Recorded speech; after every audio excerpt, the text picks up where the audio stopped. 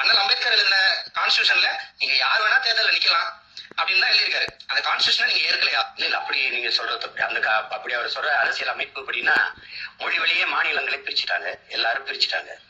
தம்பிக்கு இதுல தெளிவா சொல்றேன். என் தாய் நிலத்தை நான் ஆளாம வேற ஒரு ஆண்டு நான் வாழ்வது என்பது நான் அடிமை. யாரு வேணாலும் வாழலாம், ஆனா தமிழர்கள் தான் ஆளணும் அப்படிங்கிறது முட்டாள்தனம், மூட நம்பிக்கையானது, மூடத்தனமானது. இந்த மக்களை யார் ஜெயிக்காங்களோ அவங்க ஆளுறதுதான் ஆட்சி. அப்பதான் சட்டங்கள் பிறக்கும், அப்பதான் திட்டங்கள் பிறக்கும். தமிழர்கள் நாங்க தான் வாழ்வோம்னா யார்தான் தமிழங்க? அம்மானா என்னன்னு கேட்டா பதில் சொல்ல தெரியல, துப்பு இல்ல. வணக்கங்கிறது என் மதத்துக்கு எதிரானது, அதுக்கு தட்டி கேட்க துப்பு இல்ல.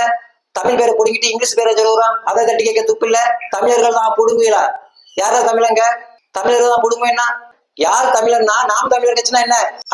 எல்லாத்துக்கும் மாநிலம் இருக்கு, இல்லைன்னு சொல்லல. எல்லாத்துக்கும் மொழி வழி தேசியம் இருக்கு, மொழி வழியா மாநிலம் இருக்கு, இல்லைன்னு சொல்லல. ஆனா அந்த மொழி வழி தேசியங்கிறது தப்பு. முதல்ல அதை புரிஞ்சுடுங்க. எல்லாத்துக்கும் மாநிலம் இருக்கு, எதுக்கு? ஆள்றதுக்கு, அவ்வளவுதான். மற்றபடி மொழி வேற கிடையாது, மொழி எல்லாமே ஒண்ணுதான். இப்போ ரஜினி சாரு கன்னடக்காரர் தான், அவருங்க என்னவா வாழ்றாரு? கன்னடக்காரனா வாழ்றாரு. தெலுங்குக்காரங்க இங்க வந்தாங்கன்னா தமிழர்களாவே மாறிடுவாங்க. ரஜினி சார் பிள்ளைய யாருக்கு கட்டி கொடுத்தாரு? அவர் பேர பிள்ளை இப்ப என்னவா வளருது? இதே இது அபுபக்கருக்கு ஹிந்து பண்ண கட்டி கொடுத்தீங்களா? அந்த அபுபக்கரு அப்படி இருப்பாரா? ரஜினி சார் இங்க வந்திருக்காரு, ஆனா நான் கன்னடத்துல தான் பேசுவேன், கன்னடத்துலதான் நான் பேர் வைப்பேன், கன்னடத்துக்குன்னு ஒரு புத்தகம் இருக்கு, அந்த புத்தகத்தை நான் படிப்பேன். தமிழ்நாட்டுல இருக்கிற கோயிலுக்கு போக மாட்டோம், நாங்க தமிழ்நாட்டுக்கு தமிழ் தாய் வாழ்த்துக்கு எஞ்சி நிக்க மாட்டோம், நாங்க கன்னடர்கள், அதனால எங்க படத்துல நாங்க கன்னடத்தை தான் முதல்நிலைப்படுத்துவோம் அப்படின்னு தான் சொன்னாங்களா? நாங்க தெலுங்கர்கள், அதனால எங்க படத்துலயோ இல்ல எங்க பள்ளிக்கூடத்திலயோ எங்க சார்ந்த விஷயத்துக்கு நாங்க தமிழ்நாட்டுல இருக்கிற கோயிலுக்கு போக மாட்டோம், நாங்க ஆந்திராக்காரரு, அதனால நாங்க தெலுங்கர்கள், அதனால நாங்க ஆந்திராவுக்கு தான் போவோம் சாமி கும்பிடுறதுக்கு. அந்த மாதிரி எதுவும் சொன்னாங்களா?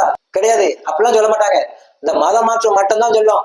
மத மாற்றத்தோட நோக்கம் இங்க இருக்கிற மக்களை மதம் மாத்தி அவங்களுக்குன்னு ஒரு கொள்கை இருக்கு, அவங்களுக்குன்னு ஒரு சட்டம் இருக்கு, அவங்களுக்குன்னு ஒரு புத்தகம் இருக்கு, கடவுள் இருக்கு, அவங்களுக்குன்னு ஒரு வழிபாடு இருக்கு, அந்த வழிபாடு போயிட்டுனா பாகிஸ்தான் போச்சுலாம். அந்த மாதிரி தமிழர்கள் பெரும்பான்மையா இருக்கிற வரைக்கும் தான் தமிழ்நாடு. தமிழர்கள் சிறுபான்மை ஆயிட்டாங்கன்னா, நீங்க சொல்ற மாதிரி அபுபக்கரோ ஜோசப் ஜெலிஸ்டினோ ஆயிட்டாங்கன்னா தமிழ்நாடு இந்த உரிமையெல்லாம் பேச முடியாது. பாகிஸ்தான்ல போய் பேசி பாருங்க, பாகிஸ்தான் இந்தியா தானே. இப்ப அங்க போய் பேச முடியுமா? இந்தியான்னு பேச முடியாது. ஏன்? அவன் மதம் மாறிட்டான், அவன் பெரும்பான்மை ஆயிட்டான். ஆனா இதே இது தெலுங்கர்கள், மலையாளியோ, கன்னடகாரனோ, பாம்பேகாரனோ, ஹிந்திக்காரனோ இங்க பெரும்பான்மை ஆயிட்டாங்கன்னா தமிழை அவங்களால அழிக்க முடியாது. ஏன்னா அவன் தமிழனாவே மாறிடுவான். ஏன்னா நம்ம சமஸ்கிருதத்துல பேசுறோம், தமிழ்ல பேர் வச்சாதான் அரசு பண்ணி வழங்கப்படும் அப்படின்னு நீங்க அறிவிங்க. அதெல்லாம் நாங்க ஏத்துக்க முடியாதுன்ட்டு ரஜினி சாரோ, பார்த்திபன் அண்ணனோ, பாக்யராஜ் ஐயாவோ, தெலுங்குக்காரங்களோ, மலையாளிக்காரங்களோ, கன்னடக்காரங்களோ எதிர்த்துட்டா இனி அந்த இடத்துல தூக்கில போடுங்க. எதிர்ப்பு எங்க இருந்து வருது பாருங்க. சும்மா 1000 பேர் இருக்கிற இடத்துல போய் எனக்கு ஏன் மந்திரி சபை கொடுக்கலன்னா?